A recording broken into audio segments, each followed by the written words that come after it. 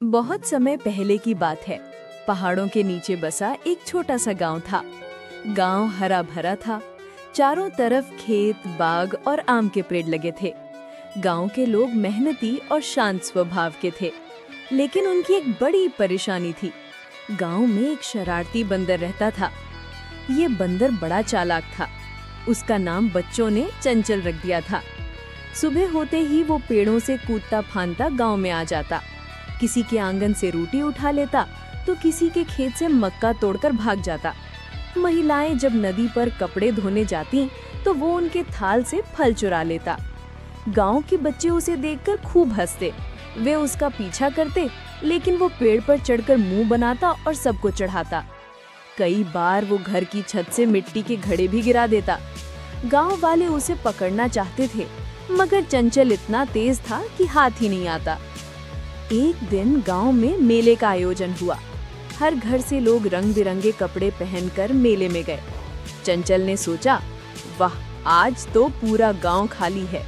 वो धीरे धीरे गलियों में आया और एक एक घर में घुसकर खाने पीने की चीजें ढूंढने लगा। कहीं से गुड़ मिला, कहीं से पके आम।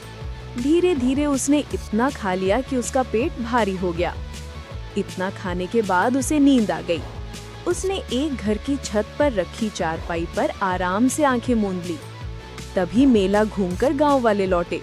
उन्होंने देखा कि चंचल आराम से सो रहा है। सब हंस पड़े।